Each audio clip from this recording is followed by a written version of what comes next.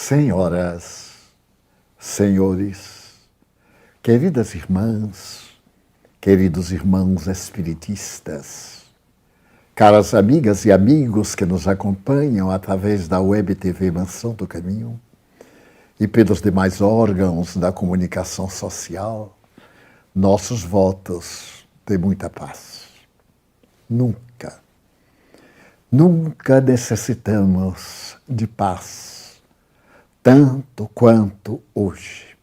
A paz não é a apresentação monótona de uma vida sem objetivo, um estado de paralisia da mente e de debilidade do corpo.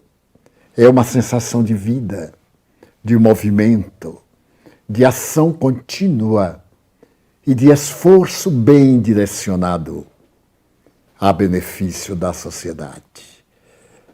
O notável mestre da psiquiatria, Viktor Frankl, demonstrou essa realidade através de 3 palavras: sentido da vida. Todos anelamos pela busca da felicidade. E o eminente mestre e psiquiatra austríaco assevera que a felicidade é muito peculiar. Enquanto a buscamos, não a encontramos. Mas quando dedicamos a vida ao serviço, em uma meta de significado para a nossa vida, então, eis-nos imensamente felizes. E numa entrevista que foi dada antes de ele desencarnar, a articulista interrogou como o sentido da vida no campo de concentração chamado Auschwitz, que matou 6 milhões de pessoas.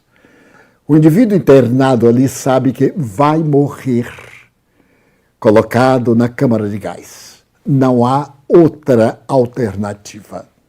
Qual é o sentido da vida? E ele, então, narrou uma experiência pessoal. Ele observou, por exemplo, que no campo de concentração de Auschwitz, onde a esperança não encontrava lugar, o número de suicídios era muito menor do que na sociedade moderna depois da Segunda Guerra, com a economia em crescimento, com a tecnologia em comodidades e confortos. E, no entanto, os indivíduos não tinham um sentido para a vida, parecia-lhes vazia, porque os seus objetivos eram todos imediatos, baseados no instinto do prazer. E o prazer é consumista. Ele tanto proporciona gáudio, júbilo, como desgasta aquele que está desfrutando do prazer. É algo curioso. Mas quando nós trabalhamos pelo objetivo de trabalhar para sermos úteis à vida, para deixarmos um legado à vida, eis que não nos abatemos, não nos cansamos, renovamos-nos na própria força ideológica. E então ele narra que tinha 2 grandes amigos, 2 grandes intelectuais austríacos no campo de Auschwitz. E certo dia, os 3 conversavam, ele e seus amigos. Os amigos diziam, mas, Frankl, qual é o sentido da sua vida? Todos seus familiares morreram.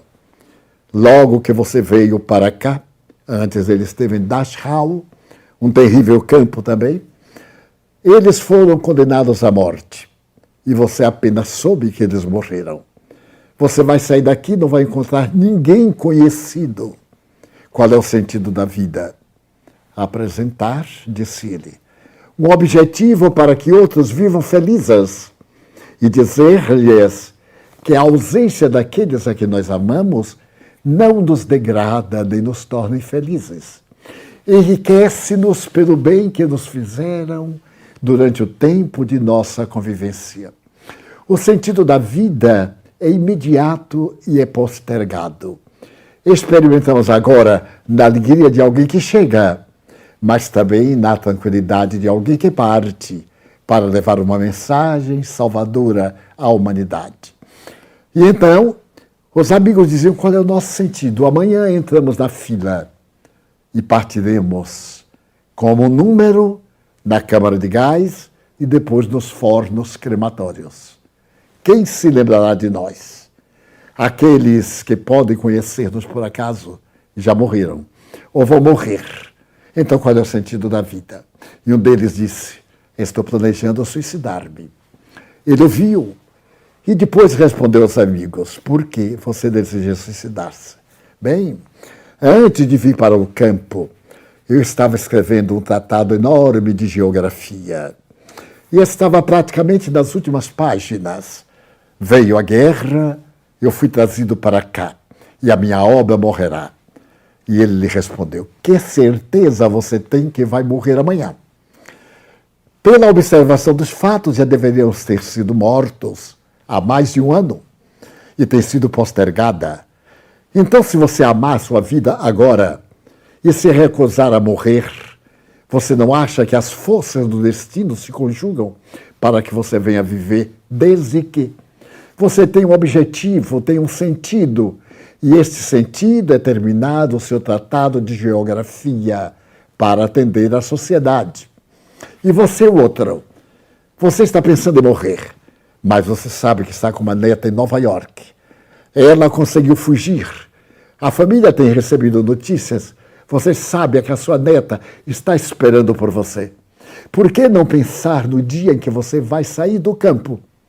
Por razão que me escapa, e vai poder abraçar a sua neta.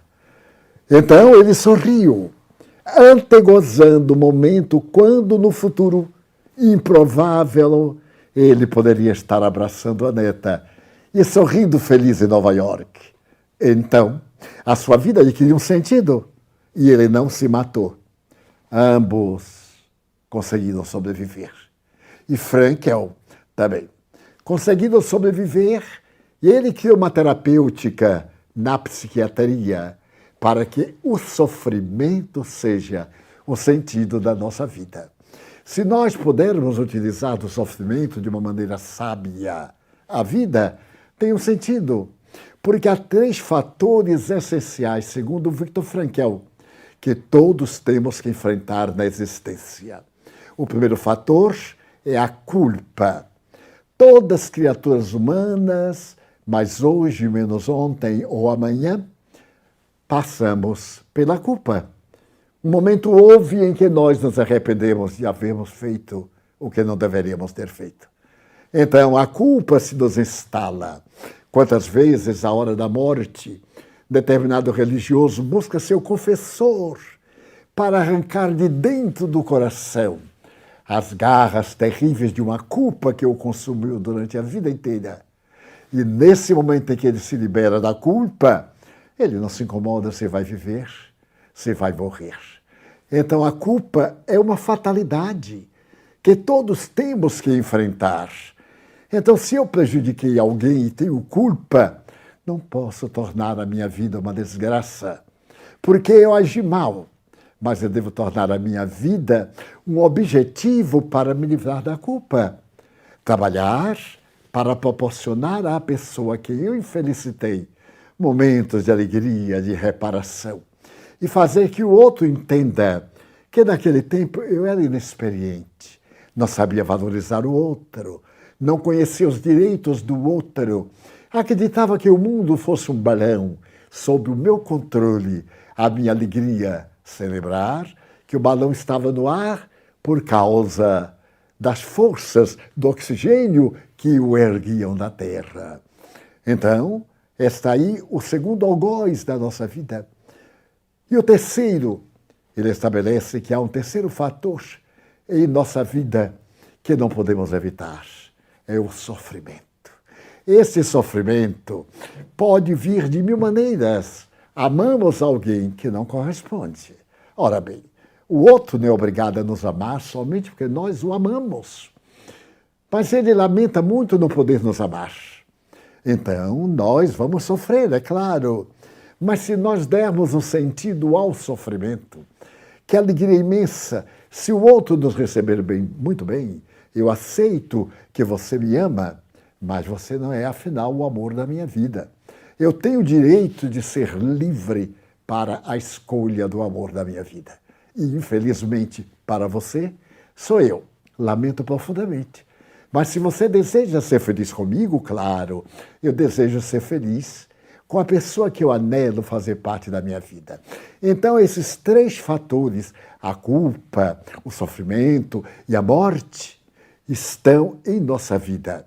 Mas deveremos lembrar de outra coisa. Não somos um objeto, somos alguém. Somos uma pessoa. E a pessoa pensa, a pessoa aspira, a pessoa sente. As coisas não. As coisas valem o valor que nós lhes atribuímos. Mas a pessoa vale o esforço que empreende. E nesse sentido é indispensável buscar o sentido da vida através de uma decisão. A decisão é que é o grande interrogante da nossa vida. Porque logo diz, mas eu não tenho forças. Bem, eu estou acomodado e não estou querendo colocar a força. Porque na hora que um estímulo qualquer motive-me, eu ponho a minha força e vou adiante. E consigo o empreendimento mais sublime da minha vida. Há uma anedota que comporta aqui perfeitamente. O Senhor morava numa cidade modesta, mas era possuidor de uma fortuna colossal. E certo dia, a população descobriu que ele era um analfabeto. E isso causou um choque muito grande. Sempre há pessoas atrevidas ou pessoas desembaraçadas. E alguém resolveu ter uma conversa com o homem milionário. E chegou-se até ele e perguntou: o senhor construiu uma fortuna muito bonita. Aplicou o tempo na edificação de uma fortuna que o torna uma honra para a nossa cidade. Mas eu estou informado de que o senhor é analfabeto. E fiquei escandalizado. Meu Deus, se você fosse alfabetizado, você ia ter... Ele disse, não ia ter nada. Você imagine que antes de preocupar-me comigo, eu era um empregado da igreja, eu tocava o sino. Tocava o sino, chamava para a missa, determinadas horas fatalmente. Foi mudado o sacerdote, como todos se lembram, e veio um sacerdote novo, com instruções novas. E fazendo uma análise dos empregados da igreja, ele a todos consultou, e a mim também, é claro, e perguntou se eu saberia ler o missal. Eu disse, não, senhor, eu sou analfabeto. Ele disse, então, não pode continuar trabalhando aqui, porque aqui na igreja eu quero pessoas lúcidas, que saibam ler e que saibam escrever. Portanto, o senhor veja, se eu soubesse ler e escrever, eu não teria essa fortuna. Estaria como empregado batendo sino até hoje. Porque foi graças a eu não saber ler nem escrever que eu fui posto para fora. Mas não podia ficar morrendo e lamentando perder o emprego. Eu comprei uma dúzia de bananas e vendi-as por 3 vezes. Então eu tive um pequeno lucro. Investi na outra compra. E através desses investimentos, eu fui sendo mais audacioso. Eu fui adquirindo mais experiência nos negócios. Hoje, para ler e escrever, eu tenho dezenas de pessoas de alto nível intelectual. E para amealhar o dinheiro, eu tenho a minha cabeça. Então, o sentido do sofrimento. Ele perdeu tudo, porque era o seu emprego. Mas não perdeu a capacidade de lutar. Ele resolveu não se entregar ao fracasso e aceitou o desafio da existência. Não é o fato, portanto, de nossa existência estar com determinados impedimentos que nós vamos colocar pedras, vamos colocar impossibilidades, receios e sofrer de véspera. Não temos o direito de sofrer de véspera. Porquanto os valores, as funções da vida alteram-se a cada segundo. Em um segundo, quantas pessoas desencarnam na Terra? Quantas nascem ou renascem? Quantas guerras são pacificadas? quantas guerras são firmadas, quantas traições em apenas um segundo. Então nós deveríamos aceitar, muito bem, eu estou com dificuldades, eu estou com a epidemia, essa pandemia cruel pegou-me, mas eu não vou agora me revoltar, porque ela me pegou, porque eu sou gente, eu sou uma pessoa, ela não pega coisas, ela pega aqueles que temos razão.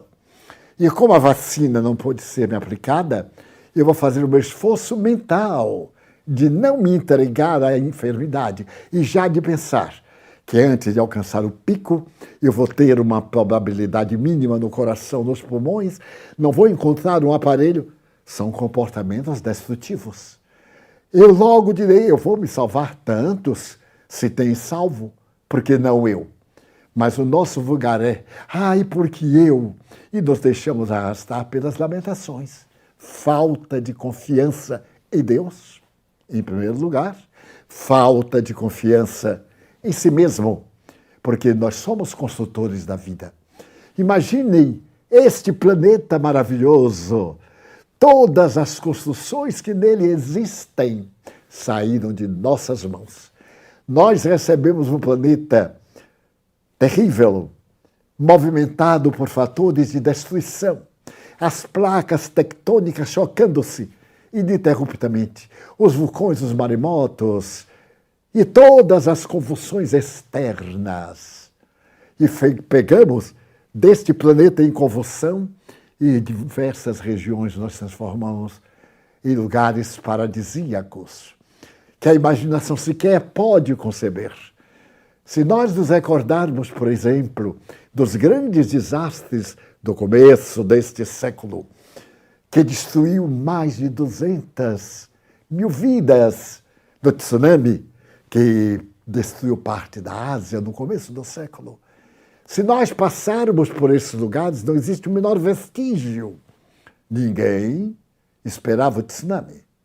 Mas ninguém também esperava que a capacidade do indivíduo que foi vítima do epicentro pudesse refazer 13 países que sofreram a consequência lamentável daqueles que morreram e foram varridos e estão naturalmente esquecidos.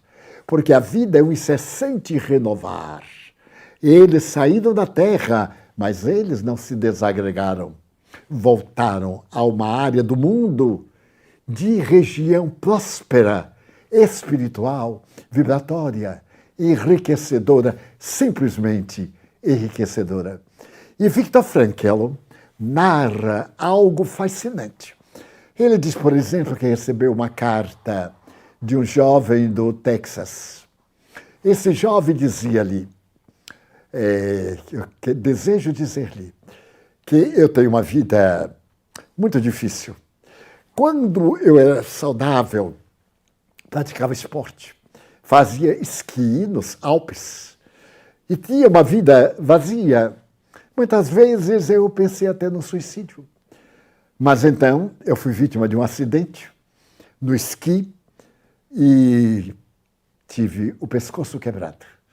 E a partir daí eu fiquei sem movimentos em todo o corpo, a partir do queixo para baixo.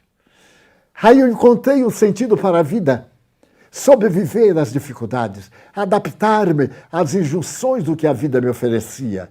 E então eu quero escrever para o Senhor para dizer que o sofrimento me trouxe a felicidade. Porque eu poderia dizer, teria anulado a minha capacidade de pensar. E a minha capacidade de pensar dá-me alegria para viver. E entusiasta, o notável Viktor Frankl arrematou. 3 anos depois, eu o convidei para um encontro aqui na Alemanha. E ele veio do Texas, em cadeira de rodas. Atravessou o oceano. E eu o apresentei na minha aula para ele falar sobre o sentido da vida. E ele sorria, porque era tudo que ele podia fazer, era sorrir. Para baixo, nada. O enfermeiro cuidava de tudo, ele estava amarrado, porque o corpo não tinha nenhum controle da sua mente. Ele encontrou a felicidade no sofrimento. E esteve explicando que nesse período de limitações, Ele olhava as pessoas andando para um lado para o outro, sem ter um objetivo. E ele imaginava, vai chegar o dia em que o invento vai poder proporcionar-me um aparelho para, pelo menos, eu recuperar algum membro, alguma coisa. O mínimo, para mim, tem um grande significado. E apresentou outros quadros extraordinários, tanto do campo de Dachau, como aquele tremendo destruidor de vidas. E ele sobreviveu, mas sobreviveu de uma maneira muito peculiar. Ele havia sido chamado para a fila mais de uma vez e não foi. Estava sendo procurado porque ele era apenas um número. Ninguém sabia aquele homem grandioso, um dos maiores psiquiatras do mundo. Ele então estava entre os barracões e havia um barracão de cólera morbus. Era dirigido por uma jovem médica. E ele estava sendo procurado e na sombra da noite ele foi esgueirando e passou pela porta daquele pavilhão dos intocáveis. Então a mão forte segurou pelo paletó e puxou para dentro. Estava salvo, porque os alemães tinham pavor a qualquer tipo de doença. Nem sequer se aproximavam daquele pavilhão. Todos aqueles que estavam ali eram portadores da morte, porque ainda não tinha os meios salvadores, não tinha os recursos. E quando ele viu aquela mão forte e entrou na claridade da sala de enfermagem, ele viu a médica. E a médica sorriu para ele e disse, agora a sua vida está salva até o fim da guerra, porque nenhum alemão chega até aqui. E nós, então, vamos cuidando, nos vamos amparando, nos quem morrer, morreu. Morreu da doença. E ele veio a descobrir, logo depois, quem era aquela moça. Em Viena, a sua família, a família Frankel, gozava de uma posição econômica muito boa. E o pai da moça havia colaborado para que ela, como judia, entrasse na Universidade de Viena, na Faculdade de Medicina. Porém, os encargos eram bem altos. E como seu pai era amigo do pai de Frankel, o pai de Frankel, deu ao seu pai a importância necessária a pagar os gastos da universidade. E ela se formou em médica, graças àquele homem notável. E agora, ela que deu à sua vida um sentido, ela foi para dentro daquela sala para cuidar dos doentes, porque sua vida só tinha esse valor, salvar vidas. Ela salvou o benfeitor, filho do homem que deu sentido à sua vida. Quantos de nós não temos sido abençoados por fatores semelhantes? Oportunidades em que alguém que nos é vinculado fez um bem, e agora é a vez deste bem fazer a volta e chegar até nós. Então não nos desesperemos. E ele faz a abordagem da palavra desespero. Ele diz que o desespero é o resultado de um sofrimento que não tem sentido. Isto é, eu estou aqui chorando porque amanhã provavelmente eu vou ter uma grande contrariedade. Isso não tem sentido. Porque de hoje até amanhã eu posso morrer. O meu cobrador pode morrer também. Pode haver um incidente de tal natureza, eu posso tirar um bilhete na loteria, ganhar um prêmio, enfim, algo pode suceder. E aquele acontecimento que estava marcado com determinadas características não acontece. Qual sucedeu? Permitam-me, então, contar um outro fato muito curioso. É de todo sabido a respeito da animosidade entre árabes e judeus, especialmente no passado, quando esses povos viviam mais nômades e em tribos. Certo dia, um judeu caiu na desgraça de entrar em choque com alguns árabes e então foi retido e foi levado para o acampamento. Então, o chefe do acampamento, diante dos árabes todos, decretou a morte daquele judeu para daí a 2 horas. E então lhe falou, há uma coisa que eu amo mais na terra, é o meu cavalo. E depois é a minha palavra, porque para mim, o homem é a sua palavra, é a sua dignidade. E como você é adversário nosso, é inimigo do profeta, você vai morrer amanhã. Você vai ter a cabeça decepada, ou dentro de algumas horas, e pouco importa. Então o judeu sorriu e disse-lhe: Senhor, se o seu maior amor é pelo cavalo, que é de pura raça, os cavalos árabes são famosos no mundo, eu faço-lhe uma proposta. O senhor me vai matar hoje. Pois bem, dê-me 1 ano de vida e eu ensinarei ao seu cavalo a falar. Será no mundo a única pessoa que vai ter um cavalo que vai falar. O chefe árabe olhou para ele, sério, e perguntou: você me garante que dentro de 1 ano meu cavalo falará? Sem a menor sombra de dúvida. Se ele não falar, o senhor me matará. Ele disse: então, trato feito. Mandou que ele fosse até o lugar em que estava o animal lustroso. Fantástico. E ali ele começou a cuidar do animal. Mas antes de chegar esse momento, quando ele ia saindo, um outro árabe disse: é por isso que eu detesto os judeus. Não são inteligentes. Como é que ele pede 1 ano para pôr o cavalo a falar? O cavalo jamais falará. E ele vai morrer de qualquer forma. O judeu sorriu e disse: mas o senhor tem razão. Mas lembre bem, eu ia morrer dentro de 2 horas. E acabo de ganhar 1 ano. Em 1 ano, pode ser que eu morra. Pode ser que o cavalo morra. Pode ser que o árabe morra. Ou quem sabe, pode ser que o cavalo fale. Então nós estamos diante de probabilidades de arrancar do sofrimento uma ética, um objetivo, uma razão fundamental para que a nossa vida tenha sentido. Então vamos nos libertar do sofrimento. Como? Pelas alegrias que o sofrimento pode dar na hora que nos curamos. Quando o médico diz: olha, agora eu vou lhe dar alta, você já está livre. Ou tem uma boa notícia para dar-lhe.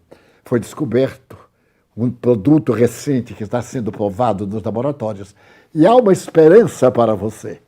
De imediato irrompe uma alegria imensa. Ademais, o sofrimento não nos pode diminuir a capacidade de trabalhar, de servir, pelo menos de dar o exemplo de dignidade. Por que o sofrimento tem que ser sempre de outrem e nunca de mim? Eu faço parte daquilo que se chama humanidade. Chega o momento em que ele também vai fazer parte de mim. Vamos fazer uma pausa para reflexionar e logo voltamos. Quando Khalil Gibran, esse homem notável do Líbano, publicou O Profeta, o mundo extasiou-se. Aquele homem que saiu de uma aldeia modesta do Líbano e concebeu o Profeta era uma inspiração grandiosa do alto, porque ele escreveu desse ínter em outros livros. E ao escrever O Profeta, uma verdadeira pérola da literatura mundial, ele primeiro escreveu em árabe, que se ufana de dizer que o seu idioma é dos deuses, como também o idioma dos hindus, o sânscrito. É o idioma que Deus fala aos anjos. Ele então leu o livro e resolveu escrevê-lo em inglês. Pegou todo aquele arcabouço e colocou em inglês, porque ele imaginava que talvez, ao ser traduzido do árabe para o inglês, perdesse muito. E ele notou que ainda podia trabalhar. E durante anos ele trabalhou no livro, que ao ser lançado ao mundo, tornou-se best-seller. E é considerado uma das obras mais lindas da humanidade. E Khalil Gibran, tornou-se um símbolo do cristianismo, da fraternidade, do amor, da ternura. Vossos filhos não são vossos filhos. São como os galhos das árvores que pertencem à sua ramagem, ao seu tronco. Oh, ao terminar o livro, e agora, eu te direi que irei à morte, depois eu entrarei no ventre de uma outra mulher e falarei contigo. Ele falando, a profetiza.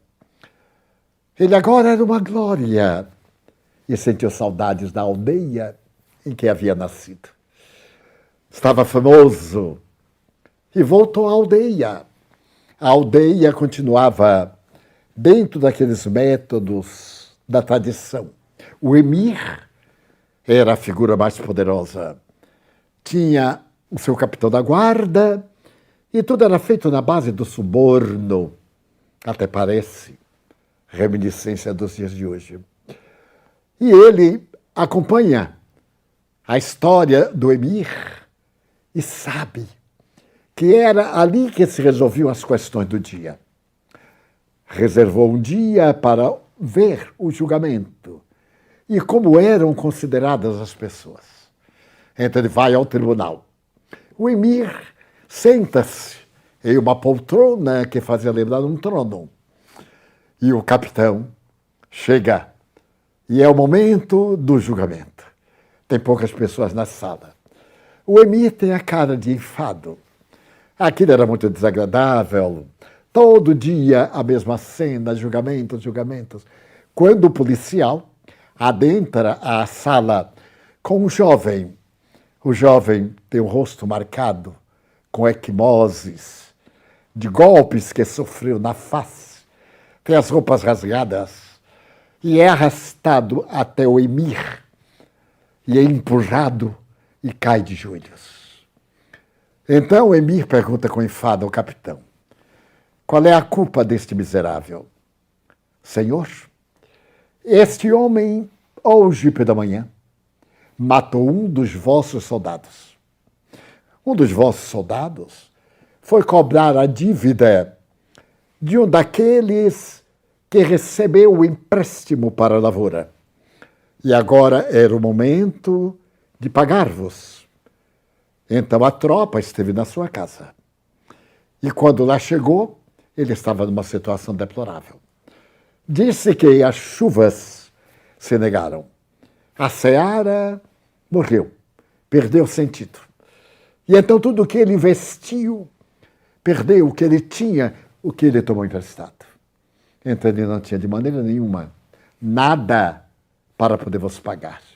Mas neste momento, enquanto se discutia na sala com o homem, passou a filha dele, uma moça muito bonita.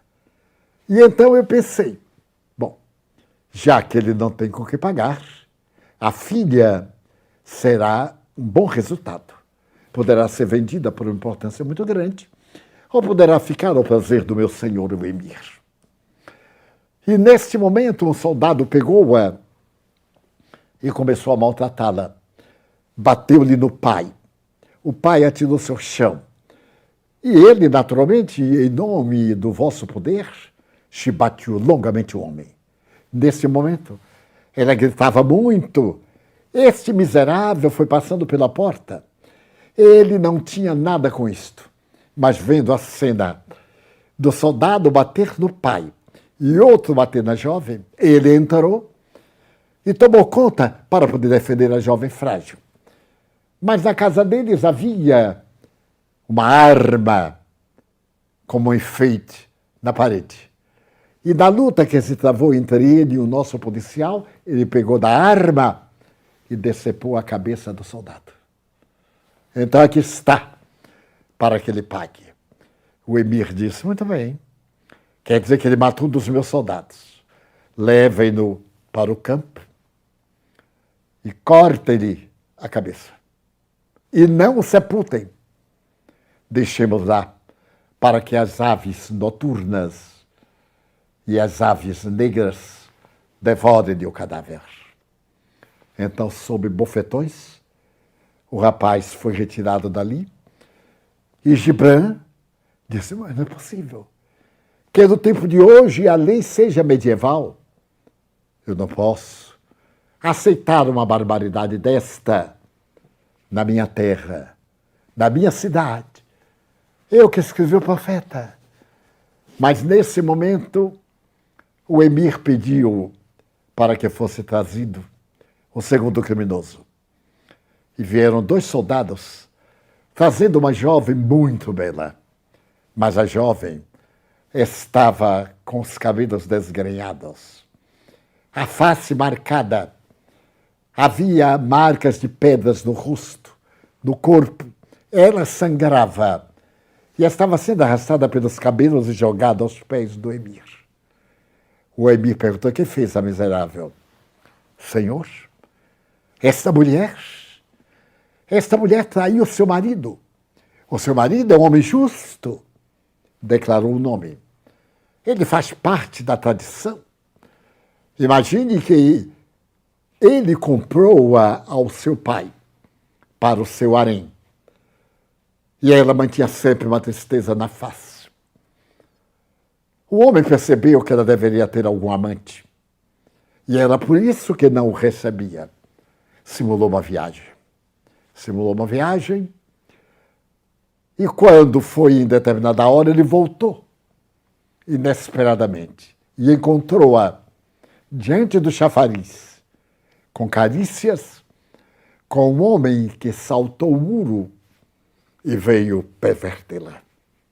Então, surpreendida no adultério, fizemos justiça, liberamos o homem que fugiu e apedrejamos-la no lugar do pecado.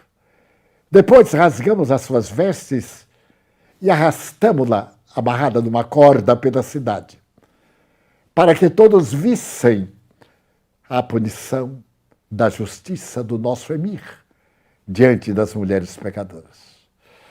O emir disse então, já que ela se atreveu a tanto, que ela seja enforcada lá, no pátio da justiça.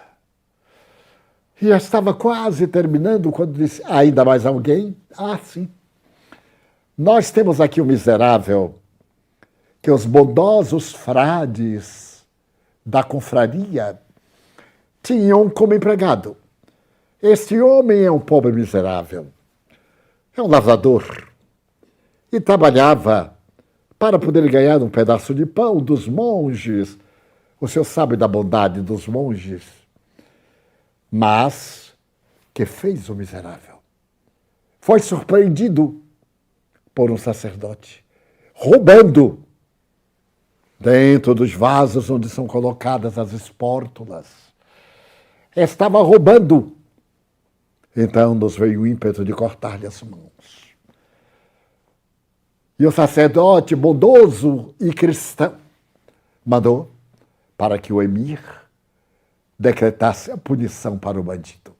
Ora, além de ele ser um traidor, porque estava traindo os seus patrões, e de desejar uma fortuna por meios ignóbeis, enforcamento para ele. Mais alguma coisa? Não.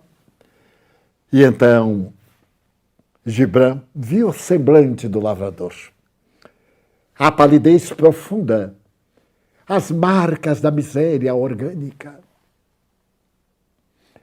E foi arrastado. Foi encerrada a audiência.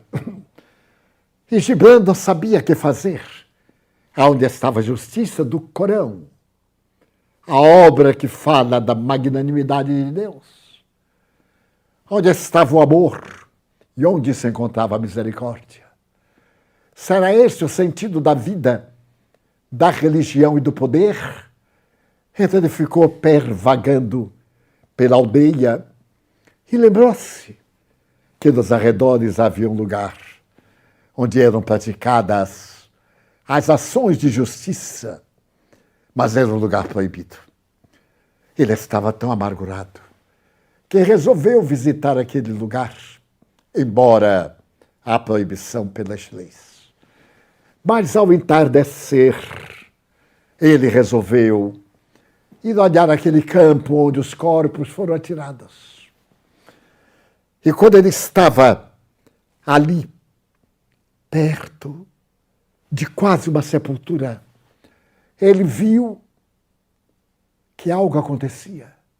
No silêncio do entardecer, ele ouviu pisadas, folhas, galhos secos quebrando. E quando olhou, ele viu que era uma jovem mulher. Ela vinha às escondidas, entre árvores. Ela chorava, trazia um pedaço de tecido e encontrou o corpo do rapaz que teve a sua cabeça cortada. Ela então se ajoelhou e cavou uma sepultura com as mãos. A terra estava úmida. Ela procurou a cabeça por ali e encontrou-a. Trouxe a cabeça e colocou-a junto do corpo, dos ombros, e começou a empurrar a terra, e a chorar, e a bendizer aquele estranho que entrara na sua casa para salvá-la. Então ele apareceu, ela gritou: perdoe-me. Se o Emir souber que eu estive aqui, mandará matar-me. Perdoe-me. Ele: calma, eu sou poeta. Eu estou longe deste mundo de misérias. Eu sou poeta e sonhador. Eu nasci aqui nesta região. Mas conte-me o que aconteceu, porque somente foi apresentada a queixa, mas ele não teve direito a uma defesa, nem a uma palavra. E ela disse: papai tinha uma dívida com o Emir.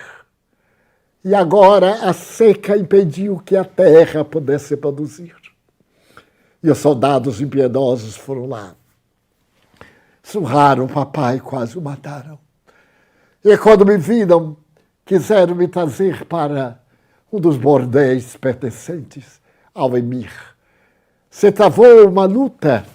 Eles esbordoavam o papai e a mim, quando este jovem, que não me conhecia, achou uma injustiça e foi defender a minha honra de menina. Então ele pegou uma cimitarra que estava presa na parede. E na luta com o soldado, decepou-lhe a cabeça. Então, ele morreu, porque ajudou a mim, salvou a minha vida e a vida de papai.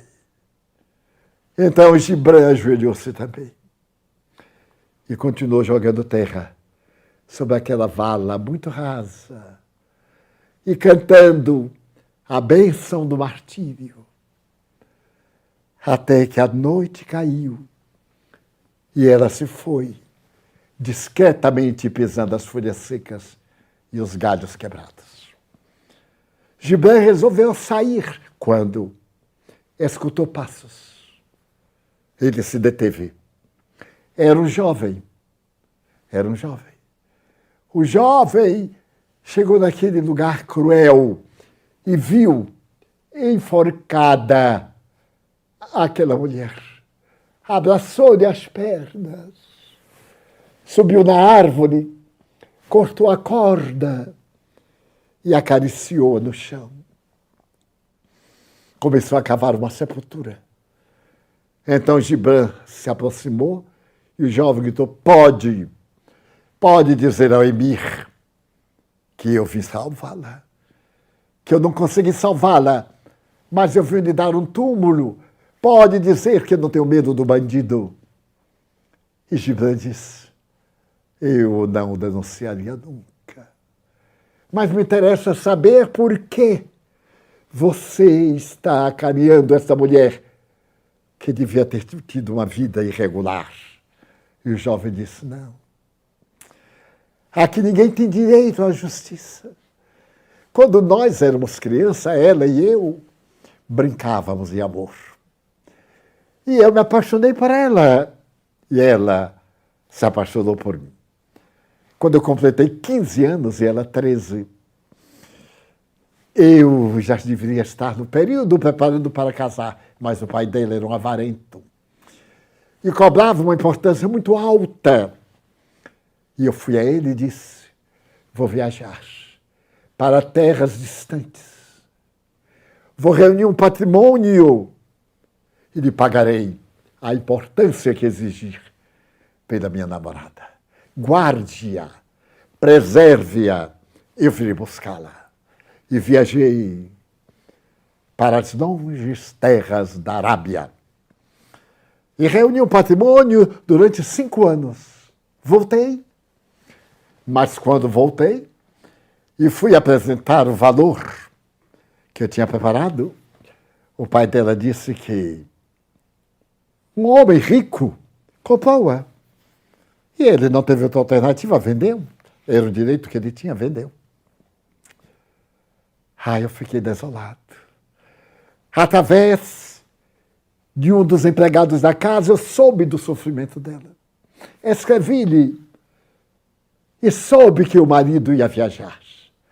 Então combinamos um encontro ali, diante das águas correntes da fonte cantante.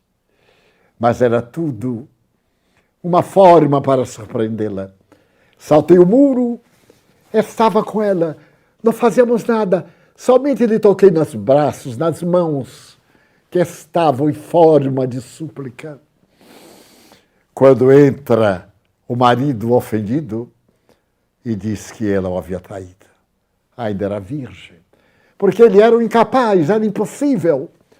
O miserável somente colecionava jovens para que a aldeia supusesse ser ele um poderoso senhor. E ela, que era minha, foi humilhada, estraçalhada pelas ruas da aldeia e enforcada. Então eu venho chorar as lágrimas que os nossos filhos não poderão verter. Eu a sepulto e a cubro com meu próprio manto, que é o tecido que me veste, por ter tido a sua dignidade violada pela perversidade humana. E então Gibran cantou loas a verdade. Agora a noite era alta, e quando ele se preparava para sair, ele percebeu passos, mas quem? E viu uma mulher subir numa árvore, da qual um corpo descia enforcado. Ele viu a mulher subir até o galho e com os dentes cortar a corda. O cadáver caiu, ela desceu, pegou o cadáver e abraçou e começou a cantar uma litania. Ao mesmo tempo, tentava fazer uma sepultura com as mãos. E ele chegou, não me denuncie, eu tenho filhos, é meu marido. É meu marido. Ele não roubou. Ele foi denunciado pelos sacerdotes, pelos cristãos, almas rebeldes. Não tenho filhos. Ele é meu marido. Ele trabalhava para os padres que se alimentam, estão gordos, enormes, e ele na miséria. Hoje, o filho nosso acordou febril, com fome. Ele também estava esfaimado. E passando pela sacristia, aqueles imensos vasos onde se colocam as espórtulas, o dinheiro, ele teve a tentação de pegar alguma moeda para comprar um remédio ou um pedaço de pão. E foi preso pelos miseráveis, que o acusaram de furto de uma grande importância. E o emir, que também vai morrer, mandou matá-lo enforcado. Então, escreveu Gibran. Eu olhei a natureza e perguntei a Deus, por que tantas almas valentes em um mundo de covardes e de pessoas cruéis? Será o sentido da vida a escravidão da criatura por outra? E Gibran escreveu um livro, Almas Rebeldes. Publicou um livro. O livro foi proibido no Líbano. As suas obras foram condenadas. O maior escritor árabe viveu em Nova York. Suas obras comoveram o mundo. E quando ele morreu, com pouco mais de 50 anos, em Nova York, o Líbano disputou seu cadáver. É um mundo paradoxal. Em vida, ele foi condenado porque revelou a lei do Corão. Mas morto, a memória dava muito dinheiro. E a reclamação foi aceita pelos Estados Unidos.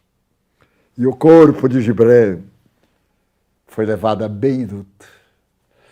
E Beirute teve o enterro mais famoso da sua história, embora tivesse passado pelas grandes lutas sob a dominação da França.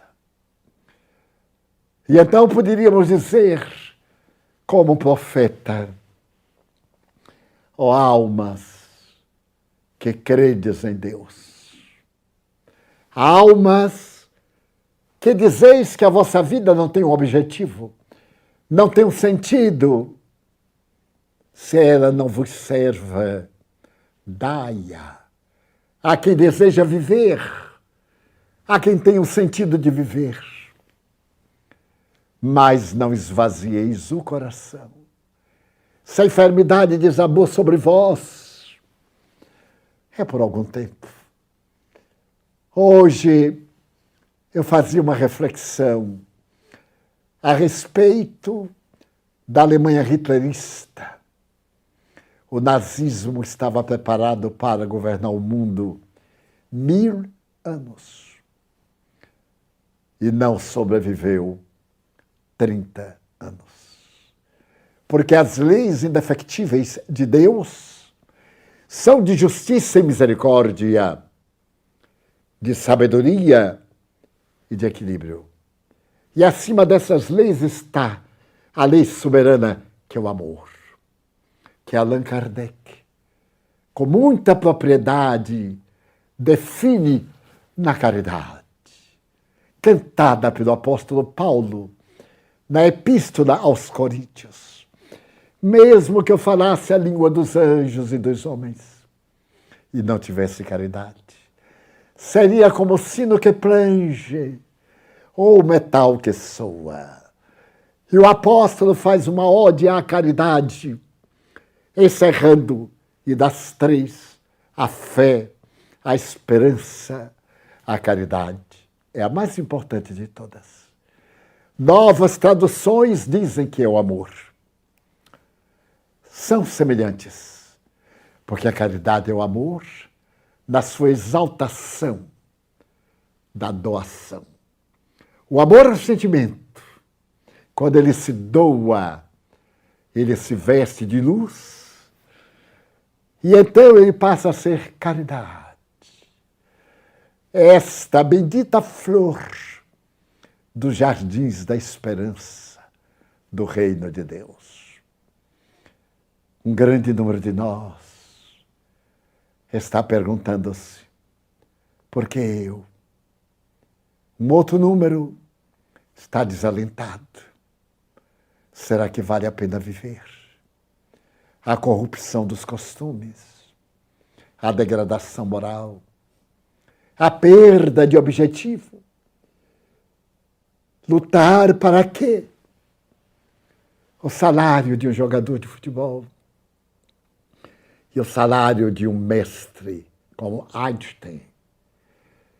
O professor que ensina, que educa, que dignifica, e o indivíduo que canta uma balada.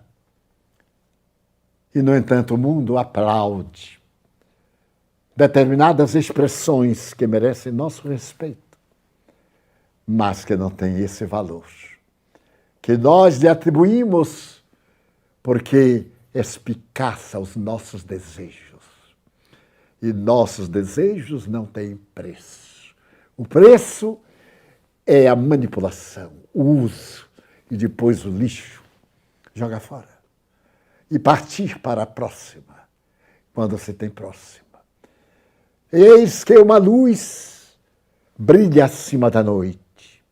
São as vozes espirituais. Os nossos antepassados que voltam para nos dizer que a vida humana, vegetal, animal, a vida tem um sentido. o sentido do progresso, o sentido do amor, o sentido da ternura. Ame mais. E se acha que já ama muito, ame um pouquinho mais. Reparta com as pessoas que lhe magoaram. Talvez não hajam feito por querer. Cada um de nós é um enigma. Depende tudo do momento. No momento podemos salvar 1000 vidas. No outro podemos ser indiferentes e perdê-las. Então vamos dar ao nosso próximo o direito de ser nosso irmão. E tiremos do coração o ressentimento, a mágoa. Todos fazemos parte da mesma família. É o que nos dizem os espíritos amorosos. Em um doce convite, em nossa reunião mediúnica de ontem, tivemos a oportunidade de ver almas chagadas, voltando do além para falar das suas dores. E uma delas me comoveu profundamente, porque eu havia psicografado uma mensagem titulada Desistir. E a benfeitora Joana de Ângeles diz que por qualquer coisa nós queremos desistir. E até desistir de amar e de perdoar. Até desistir da vida, neste malogro terrível que é o suicídio. Não desista de ser bom. Não desista de ser você aquele que ama. Não desista de ajudar. E ajudar-se. Porque um dia você dirá como Gibran, mas eu sou poeta. Eu amo a vida que me dá um sonho de beleza e uma alegria imensa de dizer muito obrigado, meu Pai, pela oportunidade de amar. Muito obrigado.